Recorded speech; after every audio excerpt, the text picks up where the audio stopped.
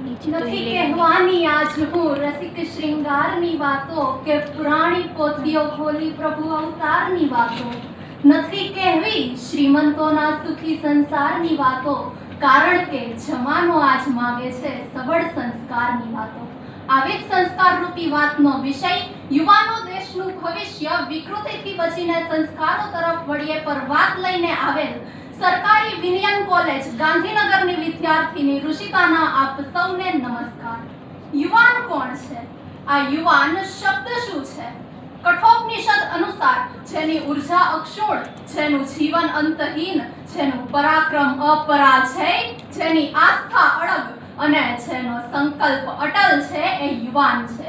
અને આપણો દેશ તો સંસ્કારોથી ભરપૂર છે. આપણા દેશના યુવાનો પાસે તો સંસ્કારોનો ભવ્ય વારસો રહેલો છે. સંસ્કાર એ માનવને મહામાનવ બનાવે છે, જ્યારે વિકૃતિ એ તો માનવને દાનવ બનાવે છે. વિકાસની વણઝારમાં આગળ વધી રહેલા યુવાનો આજે સફળતાના શિખરો સર કરે છે, ત્યારે સંસ્કારોના અભાવમાં તે પોતાનું તો પતન કરે જ છે, સાથે સાથે રાષ્ટ્રને પણ પતન તરફ લઈ જાય છે. પાનની પિચકારી કે પછી સિગારેટના ધુમાડાને આજનો યુવાન કૂલ માને છે, પરંતુ આ કૂલની સૌથી મોટી ભૂલ છે.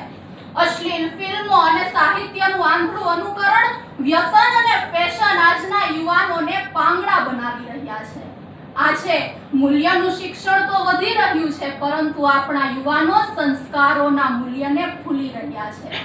શ્રીમદ ભગવદ ગીતા લખે છે કે શ્રેષ્ઠ પુરુષ જે વસ્તુનું આચરણ કરે, જન સમૂહ એ જ પુરુષની પાછળ જઈ એ જ વસ્તુનું આચરણ કરે છે. જો આપણા દેશના યુવાનો જ વિકૃતિઓનું આચરણ કરશે તો દેશના ભવિષ્યનું શું થશે? યૌવન જો ધારે તો સૃષ્ટિ સજાવે, સાચી સમજણ વિના જીવન ગુમાવે. સૃષ્ટિને સજાવવા માટે આપણે આપણી પ્રાચીન કાળથી ચાલી આવતી વૈદિક સંસ્કૃતિ, ઉપનિષદો, રામાયણ, પુરાણો, મહાભારત વગેરેની સંસ્કારયુક્ત રત્નકણિકાઓને સમજવી પડશે અને જીવનમાં ઉતારવી પડશે. આપણા વેદ કહે છે કે સંગચ્છધ્વમ સંવદધ્વમ સંવો મનાંસી જાનતા. અહીં ઈર્ષ્યાની વિકૃતિ ત્યજી અને એકતાના બળ વડે આપણે રાષ્ટ્રને અગ્રેસર બનાવવાનું છે. યોગ ક્ષેમમ વહામ્યહમ, અર્થાત આપણી પાસે જે રહેલું છે એનું રક્ષણ કરવું. અહીં બળાત્કારની વિકૃતિ ત્યજીને નારી શક્તિના રક્ષણ કરવાની વાત અહીં રહેલી છે.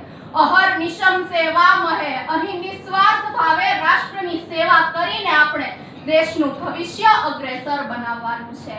યુવા સ્યાત સાધુઃ યુવાધ્યાયાયક, આશિષ્ઠો દ્રઢિષ્ઠો બલિષ્ઠઃ. અર્થાત યુવાને તો સાધુ જેવો સરળ, આશાવાન, ધૈર્યવાન અને કર્મોમાં નિષ્ઠ વગેરે જેવા સંસ્કારોથી ભરપૂર હોવો જોઈએ, જે રાષ્ટ્ર સમક્ષ આવતી કોઈ પણ મુશ્કેલી, બળાત્કાર, આતંકવાદ, વ્યાભિચાર અને ભ્રષ્ટાચાર સામે પોતાના સંસ્કારોનું ધનુષ પણ એવી રીતે છોડે જેમ ભગવાન શ્રી રામે રાવણના અંત સામે ધનુષ્ય બાણ છોડ્યું હતું. આજે ભારત વિકાસ પથ પર આગળ વધી રહ્યો છે, ત્યારે ભારત દેશના યુવાનોને સંસ્કારોને નાથીને, વિકૃતિઓથી બચીને અને સંસ્કારોનું સર્જન કરશે, ત્યારે આ દેશ ચોક્કસપણે પોતાની બૌદ્ધિક સંપદા, પોતાની યુવા સંપદાથી સમગ્ર વિશ્વમાં ઉજાગર થઈ શકશે. અને ત્યારે ખંત અને ખુમારીની ગાથા, ભારતના સંસ્કારોની ગાથા સમગ્ર વિશ્વમાં ફેલાશે. ત્રિરંગલ, કસુંબલ, કેસરી રંગ, શાંતિનો, શૌર્યનો શ્વેત રંગ, સમૃદ્ધિ અને પ્રગતિનો હરિયાળો રંગ સમગ્ર વિશ્વમાં ફેલાશે. અને ત્યારે પડોશી મુલ્ક તો શું, આજની કહેવાતી મહાસત્તા સુધી વિશ્વના કોઈ દેશની તાકાત નથી કે માં ભારતીને મહાસત્તાના વિકસિત રાજ સિંહાસન પર બિરાજિત થતી અટકાવી શકે. પરંતુ એના માટે જરૂર છે આપણા દેશના યુવાનોને એક યોગ્ય માર્ગદર્શનની, વિકૃતિઓથી બચવાની અને સંસ્કારો તરફ વળવાની.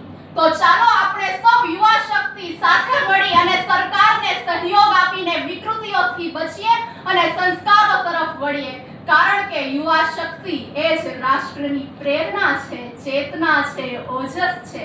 યુવા શક્તિ એ જ રાષ્ટ્રની આન છે, બાન છે, શાંત છે.